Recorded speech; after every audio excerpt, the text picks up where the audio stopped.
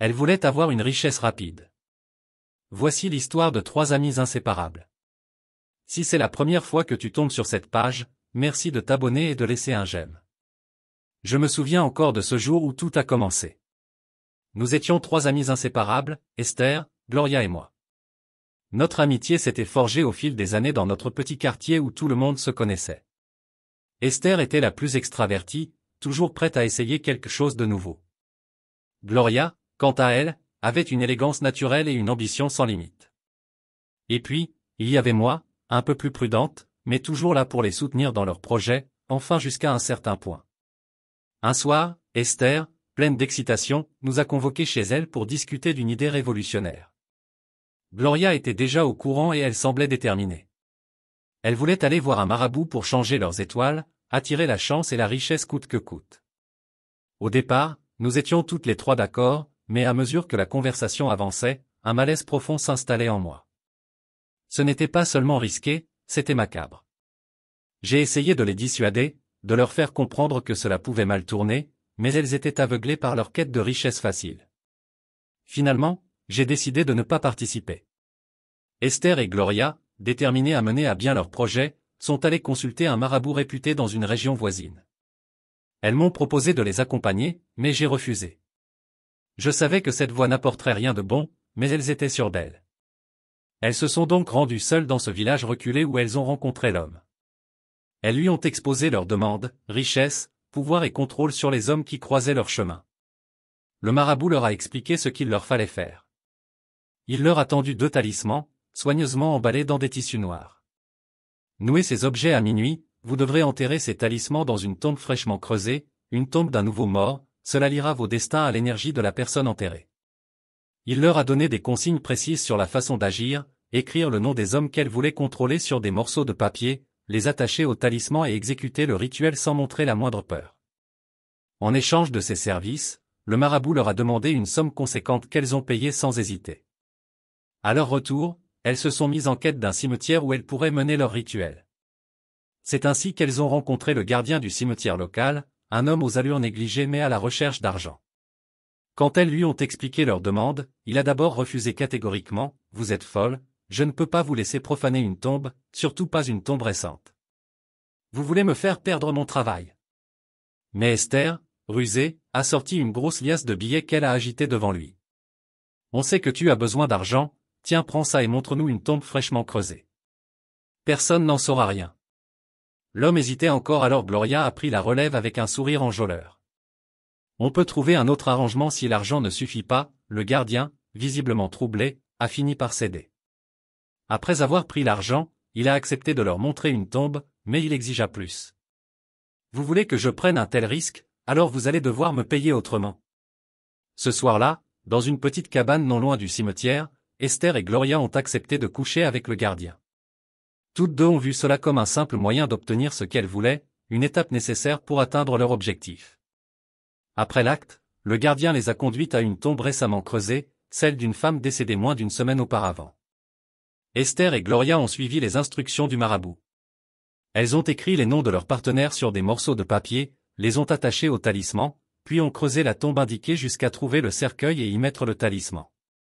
Le gardien, après leur avoir montré l'endroit, s'était éclipsé pour ne pas être témoin direct de leurs actes. Elles ont rebouché le trou avec précipitation.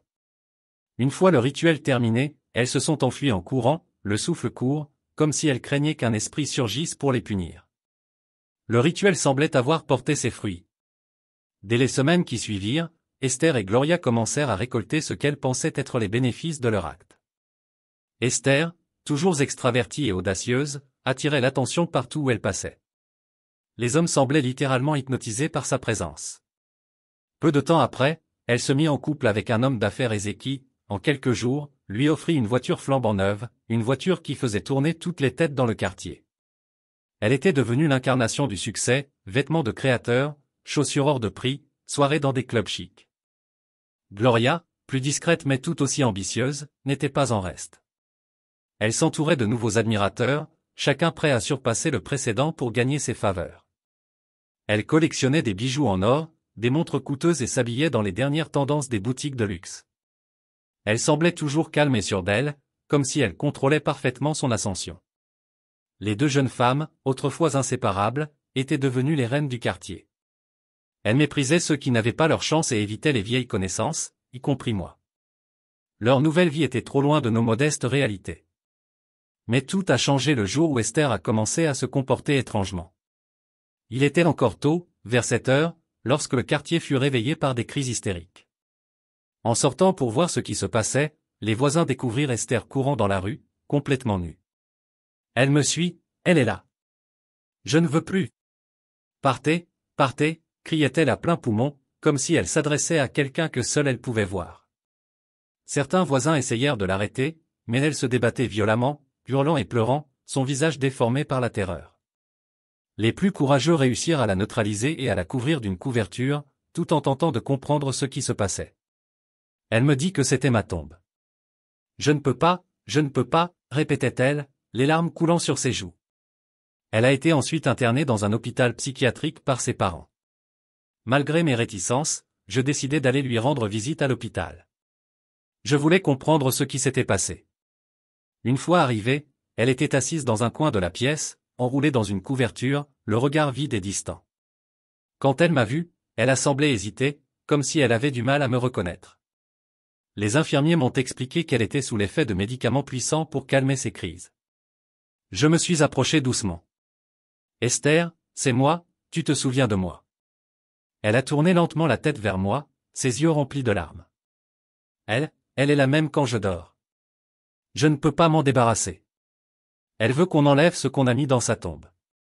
Elle ne dort pas, elle ne trouve pas la paix. Ses paroles étaient entrecoupées de sanglots. Elle m'a expliqué qu'après le rituel, tout avait semblé parfait au début, mais peu à peu, une femme leur était apparue, d'abord en rêve, puis physiquement. Au début, c'était juste la nuit dans mes cauchemars. Elle était debout au pied de mon lit, sans bouger, juste à me regarder. Ensuite, elle a commencé à apparaître même quand j'étais éveillé. Maintenant, je la vois tout le temps. Le jour où j'ai couru, elle était là devant moi. Elle me criait d'aller chercher ce qu'on a mis dans sa tombe. Elle m'a dit qu'elle ne pouvait pas reposer tant que ces choses y étaient, expliqua-t-elle. Esther, malgré son état, m'a supplié de l'aider. Ses paroles étaient confuses, mais son désespoir était palpable. S'il te plaît, trouve un moyen, je ne peux plus vivre comme ça. Elle est partout, elle ne veut pas me laisser tranquille, aide-moi. Je ressentais une profonde pitié mais aussi une immense impuissance. Que pouvais-je faire? Cette histoire dépassait tout ce que je pouvais comprendre ou gérer. Pourtant, je ne pouvais pas rester les bras croisés. Ma première tentative fut de parler à sa mère. C'était une femme fière, connue pour son tempérament strict. Lorsque je lui exposai la situation, elle éclata de colère. Ma fille n'a rien fait de mal. Tu crois vraiment à ces histoires de malédiction et de cimetière? Tu es aussi folle qu'elle. Elle me chassa de sa maison, m'accusant de vouloir ternir la réputation de sa famille. Malgré ces mots durs, je savais qu'elle était en réalité terrifiée, incapable de comprendre ce qui était arrivé à sa fille. Face au rejet de la mère d'Esther, je décidai de confronter le gardien du cimetière. Je savais que cet homme jouait un rôle clé dans cette affaire. Lorsqu'il me vit arriver, son visage se ferma immédiatement. Je ne sais rien de cette histoire, protesta-t-il. Mais je n'étais pas disposé à le laisser s'en tirer si facilement. Je le menaçais de tout révéler aux autorités, de l'accuser de complicité dans une profanation de tombe. Pris de panique, il finit par avouer, elles sont venues ici, oui, elles ont insisté, m'ont payé et enfin elles ont fait ce qu'elles avaient à faire, mais c'est tout. Je ne veux plus rien avoir à faire avec ça. Il m'indiqua la tombe où elles avaient enterré les talismans, mais précisa qu'il ne pouvait pas m'aider davantage, sachant qu'il était impossible de toucher à la tombe sans l'accord des parents de la défunte. J'ai pris mon courage à deux mains et suis allé les rencontrer. Ce fut une conversation difficile. Notre fille repose en paix. Pourquoi viendriez-vous troubler son repos? Me demanda la mère de la défunte, indignée. J'essayai de leur expliquer la situation, mais ils ne me crurent pas. Ce ne fut qu'après avoir confronté Esther une seconde fois en leur présence et entendu ses aveux déchirants qu'ils acceptèrent de me croire. Le jour où la tombe fut ouverte restera gravé dans ma mémoire. Les parents de la défunte étaient présents, tout comme la mère d'Esther, un pasteur et quelques témoins silencieux. Lorsque le cercueil fut exhumé et ouvert, l'odeur de putréfaction envahit l'air. À l'intérieur, posé sur le corps de la défunte, se trouva les talismans. C'était à la fois un choc et une confirmation de ce que nous redoutions. Le pasteur fit une prière pour le repos de l'âme de la défunte et les parents procédèrent au rituel nécessaire selon leur tradition. Mais le mal avait déjà été fait. Quelques jours après l'exhumation, Gloria, qui avait jusque-là tenté de rester discrète, trouva une fin tragique. Elle fut percutée par un chauffard en pleine rue.